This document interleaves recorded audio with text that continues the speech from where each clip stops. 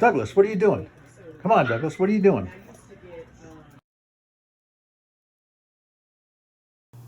So this is the part 3 of our crossing the Kennebec video, and here we're going to concentrate on the actual major bridge that crosses the actual Kennebec River and how that's put together, and then also doing the water for this lift out section.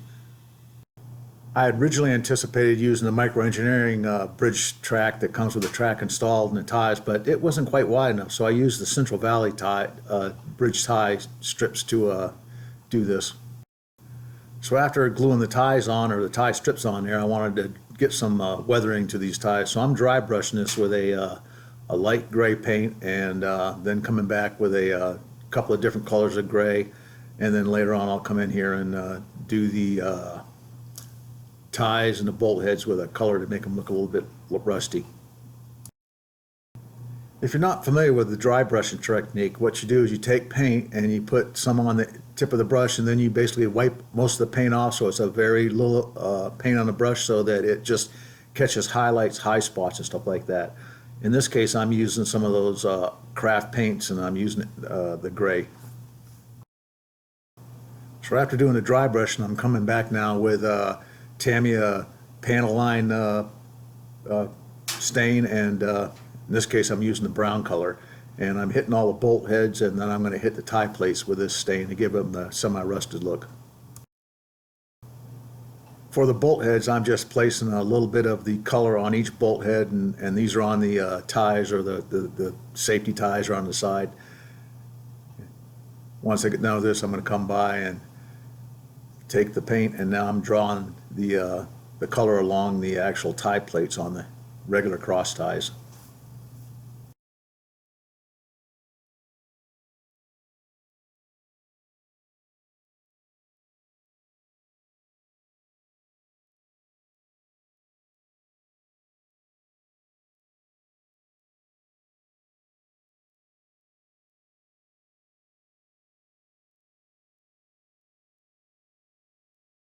So don't mind my hair, I just finished shoveling the driveway for the 3rd time this January.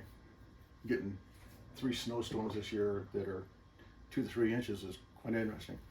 Anyway, what I was showing you in previous to this is I've weathered the ties that go across the bridge for the Kennebec crossing. This side right here is unused anymore, and in the 70s that track was pulled, so it's just going to stay like that. I've got work downstairs where I'm putting the rail across, and then I'm going to lay the rail in here after I get the other bridge sections in, and glue that in. Then I've got to figure out how I'm going to power the rail. I'll probably have to go up through here back here and hide some wiring in there so I can power the rail on the bridge, so it comes in and comes out, it's powered. But I used panel line accent color from Tamiya, and I used their brown color, and when I did all the nail heads and all the tie plates and hit them with that brown. I could use a rust color, but I think that, most of the time they don't look real rusty. And then I used the elephant gray to highlight the ties. A little more on this side, a little more weathered because it's not being used as much. I did this the same way as that, and then I came back with a darker color of grimy black flat and hit that on those ties because it's more used. And they obviously were base colored a flat brown paint when I put them on there, and then you can see a little bit of that showing through, but most of that's gone now. So the next thing I'm going to do is show you guys how to do the water.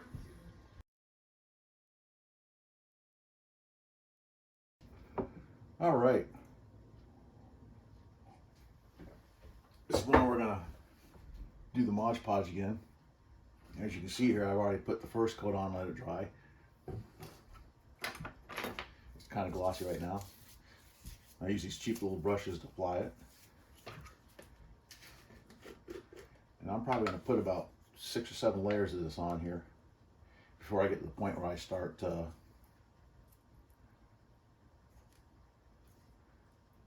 getting ready to start put texture. But I want to build the layers up because I need that thickness to give you that layers that makes the water look like it's actually, you can see down into it. I'm being careful here to draw this brush across, and there's little bubbles forming, but if I draw the brush across, the bristles will actually pop most of the bubbles. I'm not worried about the brush strokes either because I'm going to take care of that when I actually put the water texture in. So I'm just trying to get layers on here as best I can, as thick as I can. I've actually taken this on a very large area, just poured it on and spread it out with a brush like I did at the Lewiston Lower Bridge. If you look back in some of the videos, there's that double bridge that goes across in the Lewiston Lower video, and that bridge, the whole river scene is done in Mod Podge. I think on that one I did probably 7 or 8 different layers before I actually got to the point where I started putting the texture in. And the dogs are going crazy outside because the next door neighbor probably just got out of his house to go to work. So at layer 3, I've actually cross-hatched some of the brush strokes, and I'll end up cross-hatching it again through few more layers. And what this does is, this was basically on straight wood, and the wood grain shows through, so you do these cross hatches, and it hides the wood grain. And then we have the other thing I'm doing here is putting the rippling effects around where the bridge abutments are. So I've put 3 or 4 coats on here over the day, and they dry pretty quickly, but now I'm putting a very thick coat. And here's what I wanted to show you is there's all this bubbling that goes on when you put really thick coats on. And you have to go back after you put these coats on and pierce those with a pen or a needle or something like that.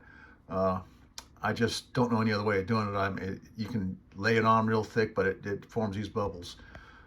But I need that thickness to get what I want in the final effect. So I'll be popping bubbles here while I finish this.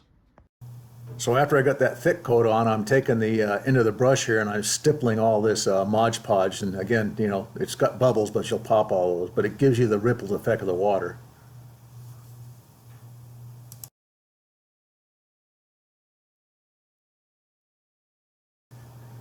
Here I'm using an X-Acto knife with a number 10 blade to pop bubbles. You can use a pen, you can use a awl or something like that. And this is how quick the Mod Podge. This is a half hour later after I did what I showed you there, and it's almost perfectly dry. So I have applied, I think this is the 5th coat that's dried on here. This coat was on real thick, and I put a lot of texture in the water. Now this just is going to be the ripple effect. I'm going to put one more coat on it like that, stippling it with the brush, and then I'm going to start doing the actual wake or the foaminess of where the water's rushing back past the front of these bridge abutments or foundations. Before I put that last layer on, I've taken some blue here and I've mixed it very heavily with water, so it's a very thin wash. And I actually take it and put it all over the last layer. And what this does is you're going to get a little bit of blue reflection at different angles when you look at this water, kind of like you see it in real life. It's usually black or a very dark color, and then, you know, if the light hits it just right, you get some blue reflections out of it. And here's what it looks like after it's done.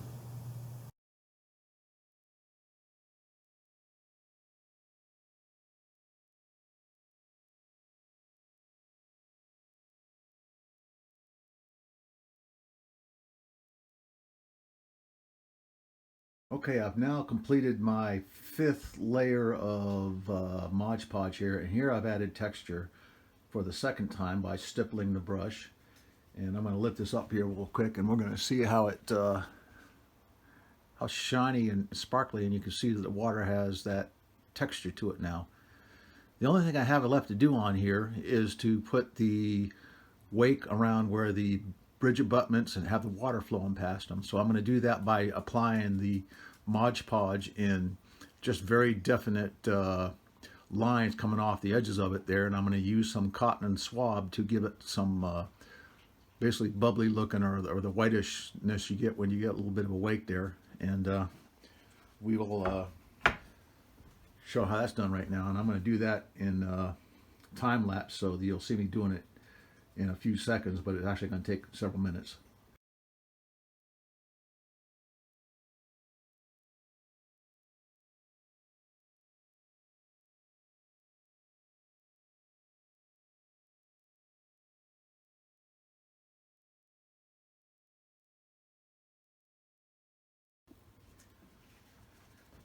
So there we have it with the first application of the water turbulence around the bridge abutment here. And I used the Mod Podge. I used part of this cotton swab here. It's all in here. I'll probably have to wait till this dries. It takes about a half hour to 45 minutes for it to dry clear enough so you can tell where it is, and then you can come back and do some more. But what I'll do is I'll go ahead and do the other side of this one, these other two bridge abutments, and then we'll let it all dry, and we'll come back and see where we're at and whether we have to do any more after that.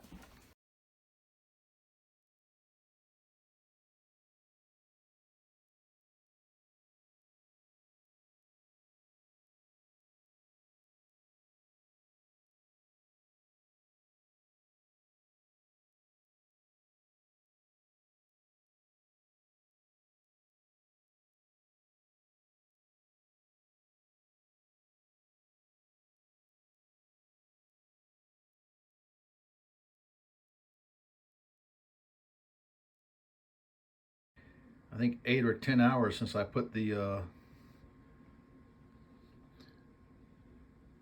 gloss medium on, and you can still see there's a lot of white patchy spots. It takes a while for this to dry, so that's the last why I use it last. The Mod Podge is really good for putting lots of layers in because it dries rather rapidly, but the gloss medium takes a lot longer to dry. But this is pretty much it. You can see the little bit of white from the turbulence around the bridge abutments there. You can barely see the rocks underneath here now because they've been covered with enough layers, and that turbulence is also hiding them a little bit, but they are still there in spots. And as soon as that white patchiness goes away there when it dries up, we're going to call this done. And I'm going to call this video done for right now. We'll put the bridge section back on it just for a minute to let you see that, and then I'm going to basically put this video out because the final part will be putting this all together and running the rails across it. And there we see what it looks like with the bridge on it. Now the wood side there, I haven't figured out what I'm going to do. I don't know if I'm going to do a concrete and rocks on the side and water so you can see what it would look like from if you're in the water, or just paint it black. I think the other thing's a little bit gimmicky. But there we go. We're ready to set this in and start getting this track across the bridge. So that is it for part 3, and hope you enjoyed that. Hope you learned a little bit about how to make water a different way than the normal techniques that are out there. This bridge is a big project. This whole crossing is a big project. If I had to re-engineer it all over again, it would be it wouldn't be an access point. It would be somewhere else in the layout. But anyway, live and learn. Enjoyed the video.